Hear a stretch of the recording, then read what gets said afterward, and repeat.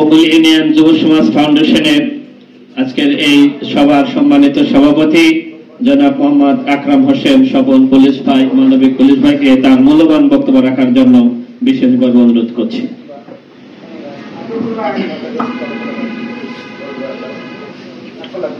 বিসমিল্লাহির রহমানির রহিম। আজকে পঙ্গুল ইউনিয়ন যুব সমাজ ফাউন্ডেশন কর্তৃক শীত বস্ত্র বিতরণ উপলক্ষে উপস্থিত অত্র এলাকার মান্যগণ্য ব্যক্তিবর্গ সবাই আমার সালাম গ্রহণ করবেন। আসসালামু আলাইকুম। আপনারা সবাই ভালো আছেন?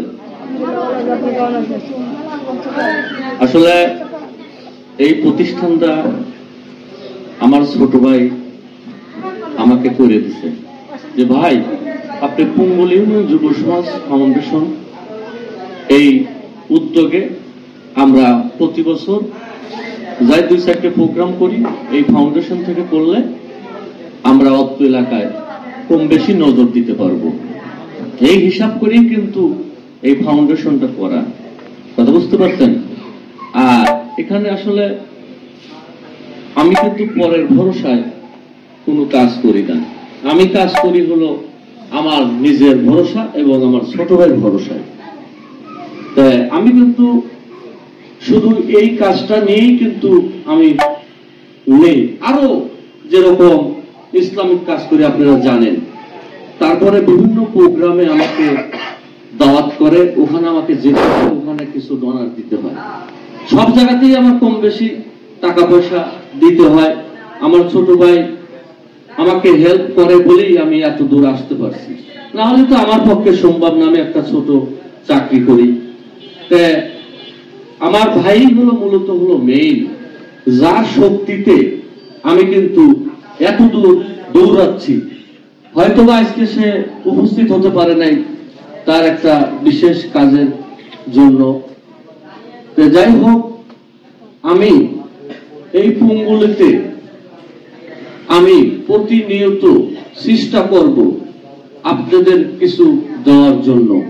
আপনারা শুধু আমার জন্য দোয়া করবেন, কারণ আমির হামজা, মুফতি আমির হামজা চেনেন তো? মৌলানা, ওনাকে চেনেন?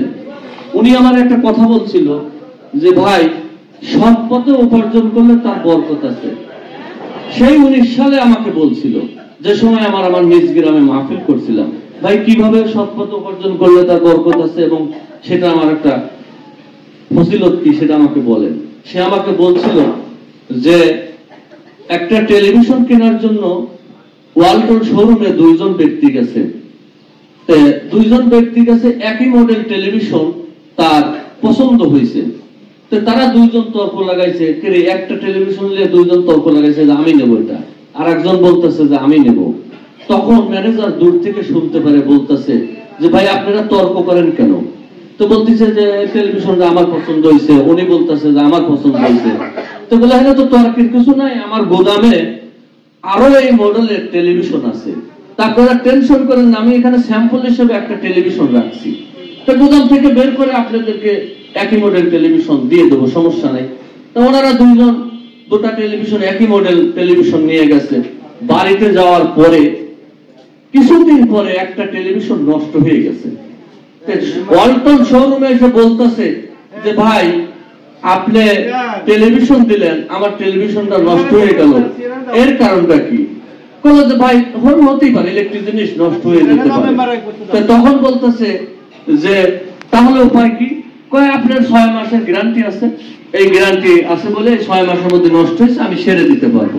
সেরে দিছে। 6 মাস পরে ওই টেলিভিশনটা পুড়িয়ে গেছে। আবার পুড়িয়ে যাওয়ার পরে আবার আসছে, আসার পরে বলছে ভাই তাহলে কি হলো? তখন বললো যে আপনার টেলিভিশনটা বাতিল, আর এটা সারা যাবে না। তো তখন বললো যে আমার সাথে একই ব্যক্তি আর একটা টেলিভিশন দিছিল, সে ব্যক্তির খবর কি? তখন বলতেছে যে ওনার তো টেলিভিশন মনে নষ্ট হয় না, এই কারণে আমার কাছে তো আসে নাই। তো বললো তাহলে আমারটা নষ্ট হলো, ওনারটা নষ্ট হলো না কেন? 2 জনকে ডাকছে শোরুম ম্যানেজার সাহেব। ডাকার পরে জিজ্ঞেস করছে ভাই আপনি কি করেন? তো বলতেছে যে আমি রিক্সা চালাই। তো বলে যে আপনি কি করেন? আমি ভূমি অফিসে চাকরি করি। তো তখন বলতেছে যে তাহলে এখানেই তো সমস্যা, আপনি কিভাবে টাকা কামাই করে এই টেলিভিশনটা কিনছিলেন? কয় আমি ডাইন হাত দিয়ে কামাই করছি, বাম হাত দিয়ে খরচ করছি। তো কয় তাহলে তো আল্লাহ ওই সময় সিদ্ধান্ত নিছে যে ওর রিক্সা চালায়, ওর টেলিভিশনটা যদি আমি নষ্ট করে দেই তাহলে তো পরবর্তীতে আর কিনতে পারবে না, কারণ তিলে তিলে টাকা পয়সা উপার্জন করে মানে জমায় তারপরে কিনছে। আর আপনি তো বাম ডাইন হাত দিয়ে কামাই করছেন, বাম হাত দিয়ে খরচ করছেন। আল্লাহ কইছে, সিদ্ধান্ত নিছে যে আপনি টেলিভিশন নষ্ট করে দিলাম, আবার আপনি ওইভাবে কামাই করবেন, আবার আপনি কিনতে পারবেন। কিন্তু দেখেন আল্লাহ সিদ্ধান্ত কি, যে আপনি অন্যায় পথে টাকা উপার্জন করবেন, এই টাকাটা এভাবেই শেষ করে দিবেন, আপনি কিন্তু চিরস্থায়ী করবে না। কথা বুঝতে পারছেন? আমার ওই সময় আমির হামজা ভাই আমাকে এই কথাটা বলছিল, আর এই কথাটা আমি ধরে রাখছিলাম ওই সময় থেকে। তারপর থেকে আমি যখন এই পথে পাও বের হলাম, দেখি যে আমার আল্লাহ খালি বরকতি দেয়, আমার কোনো অভাব নাই। দেখেন আমি আপনাদের জন্য কম্বল কিনতে গেছি, গুদামে গেছি, কম্বল কেনার পর আমার ওয়াইফ এসে বলতেছে, একটা স্যাম্পল আমি বাসায় নিয়ে গেছি, আমার ওয়াইফ বলতেছে যে তুমি কি কম্বল কিনছো, এটা মানুষকে দেওয়া যায়? আমি কেন, এটা তো ভালো। কয় না, এই কালারটা তোমার আমার পছন্দ হচ্ছে না। তখন তাহলে তুমি চলো, তুমি পছন্দ করে দাও। আমার ওয়াইফ আমার সাথে যায়, সেই গুদামের ওখানে যাওয়ার পরে সে নিজে চয়েস করে আবার সে পুনরায় ওইটা ফেরত দেয়, এই কম্বলগুলো আমাকে সে দিয়ে দেয়। তাহলে দেখেন আমার ওয়াইফেরও দেখেন আপনাদের প্রতি কতটা সহানুভূতিতা, চিন্তা করতে পারছেন? আপনারা, আমি কিন্তু বলছি তো, আমি তো গরিবের সন্তান, আমি তো বড় লোকের সন্তান না। আজ আল্লাহ ভালোবাসছে কি কারণে? আমি আল্লাহ সিদ্ধান্ত নিয়েছে যে এদেরকে যদি আমি কিছু দিতে পারি তাহলে এরা কিছু সঠিকভাবে গরিব দুঃখী মানুষের পাশে দাঁড়াবে। কথা বুঝতে পারছেন? তা আমরা অতীতকে কিন্তু ভুলে যাইনি, অতীতের চিন্তা করেই কিন্তু আমি এই সমস্ত কাজগুলো করতে, কারণ আমি তো গরিব মানুষ ছিলাম, এখনো তো আসলে গরিব তো সবাই বাংলাদেশে। কথা বুঝতে পারছেন? তারপরে আল্লাহ যতটুকু আমাকে করার সামর্থ্য দিছে আমি করতেছি নিয়মিত। আপনারা সর্বক্ষণ আমার মৃত বাবা, আসলে তার জন্য দোয়া করবেন সর্বক্ষণ, যেন আমার বাবার, আমরা দুটো ভাই সততার সাথে আমরা এই দায়িত্বটা পালন করতে পারি।